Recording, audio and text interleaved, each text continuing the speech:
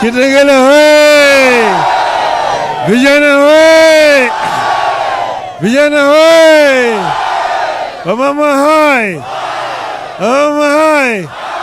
Hey! Hey! Hey! Imechukua muda. Leo tuliamua tutembelee upande wa Kajiado.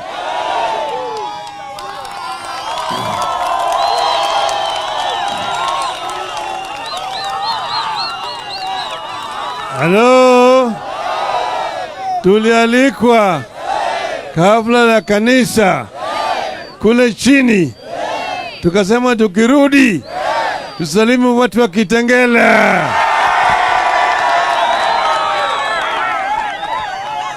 Na kushukuru nyinyi kusimama imara na sisi baada ya wizi ya kura ambayo ilifanyika mwaka jana.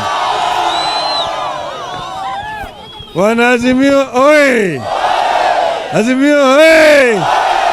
Muko imara, muko ngangari, muko gangari. Yale yalifanyika, lakini Wakenya wengi, kila mahali nimetembea, Wakenya wote wamesimama imara.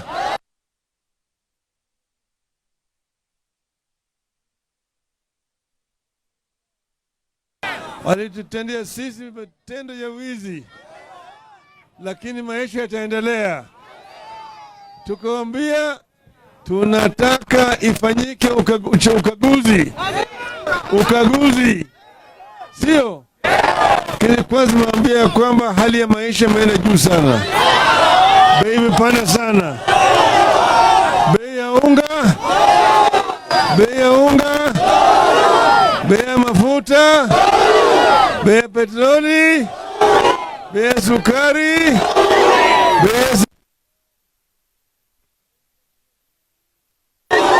kodi ya nyumba. Punda imechoka. Si punda imechoka? Punda imechoka. Wangapi nasema punda imechoka? Nione mkono hapa.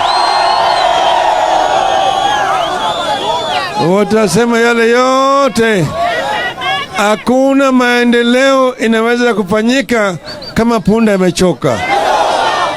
Kama watu wako na njaa, hakuna maendeleo. Kuzuru hapa na pale, ati nafungua mradi hii, nafunga mradi hii, nini hii yote ni takataka yote hiyo. Sio ni takataka yote.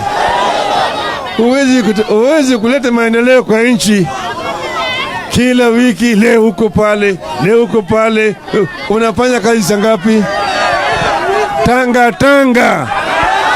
Tanga na kufanya takataka. Fanya takataka.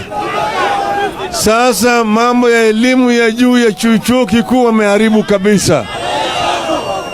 Mambo ya karo ya shule vile imebaki yale. Sivyo? Hakuna mabadiliko yamefanyika. Mwaka mmoja imepita, uongo kila siku, matusi kila siku. Hakuna siasa ambayo inaweza kuleta maendeleo ya matusi. Sisi tumesema kama Azimio, gharama maisha mpaka irudi chini. Pili, ile nyungu ya kura sava ifunguliwe.